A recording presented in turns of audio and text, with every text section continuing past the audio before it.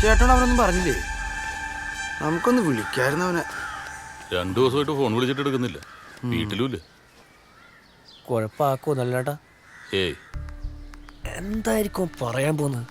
അവൻ്റെ ഒരു മനസ്സോറക്കല് എന്തായിരിക്കോ പറയാൻ പോകുന്നത്? നല്ലേട്ടാ അവനൊന്ന് വരട്ടി വിടായിരുന്നു കേട്ടോ. അതിനവൻ പിടി തരണ്ടേ?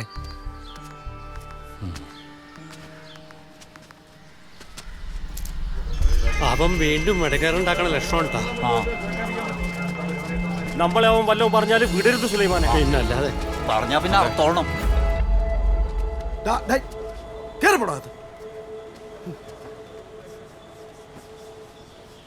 നിങ്ങളോടൊന്നും പറഞ്ഞില്ലടാ അവൻ? ഇല്ലെന്നേ, വീട്ടുകാർക്ക് പോലും അറിയാൻ പോലെ അവിടെ പോയിന്ന്.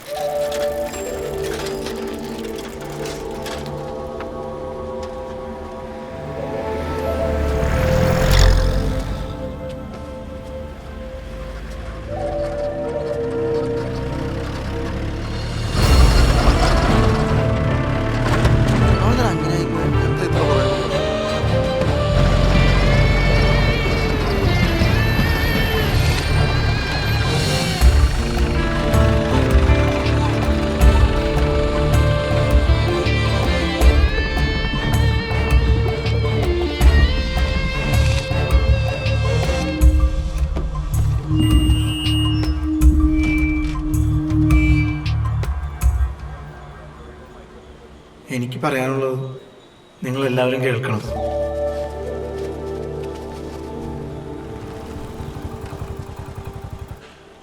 ഞാൻ അറിയാത്ത കാര്യത്തിനാ എല്ലാവരും ചേർന്ന് എന്നെ ദ്രോഹിക്കുന്നത്. എൻ്റെ പെങ്ങളുടെ കല്യാണം മുടങ്ങി ജയിലിൽ കിടക്കേണ്ടി വന്നു. ഒരു കുടുംബം പോലെ കഴിഞ്ഞവരിപ്പം മിണ്ടാതായി, വീട്ടിൽ കയറ്റാതായി.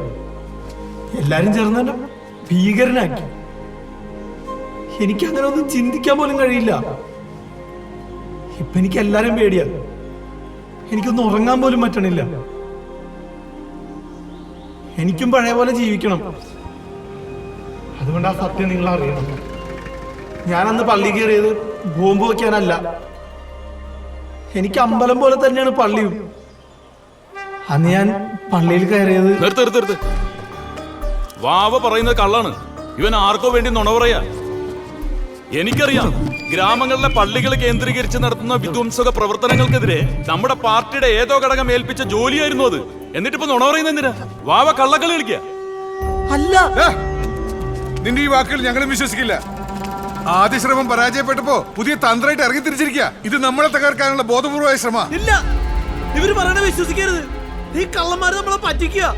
മതത്തിന്റെ പേരും പറഞ്ഞ് ഞങ്ങളെയൊക്കെ തമ്മിലടുപ്പിച്ച് കൊല്ലണോ? കൊല്ല്.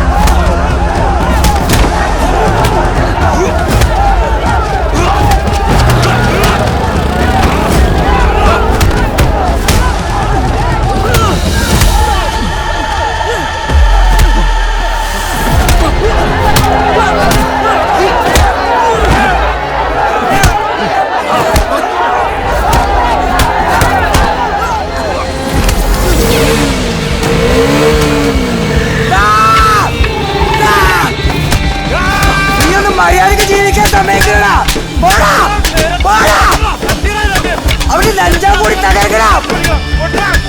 അടിക്കണവര്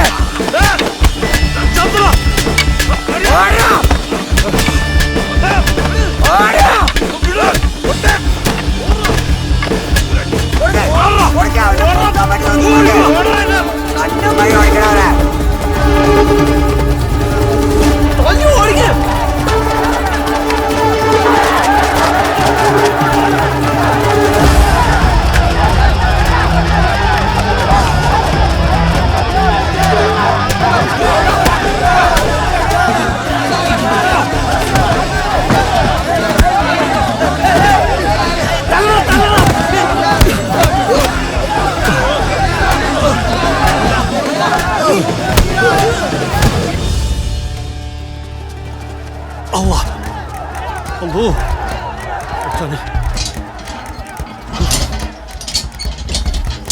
ഒട്ടകങ്ങൾ വരി വരി വരിയാ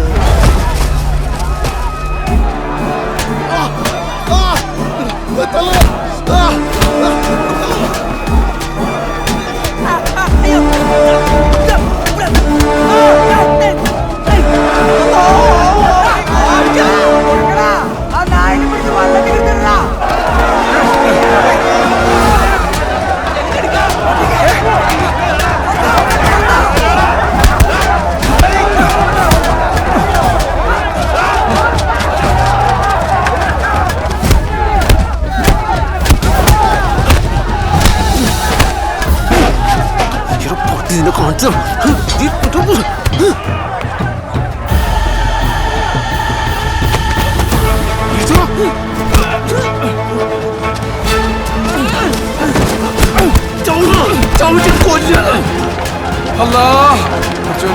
വേണ്ട വേണ്ട വേണ്ട ഇരിക്കുന്ന സമയത്ത് നിങ്ങളൊക്കെ ചന്തി എടുത്ത് പൊളിക്കണം. നിങ്ങൾ ഈ നാട്ടിൽ കണ്ടുപോകരുത്.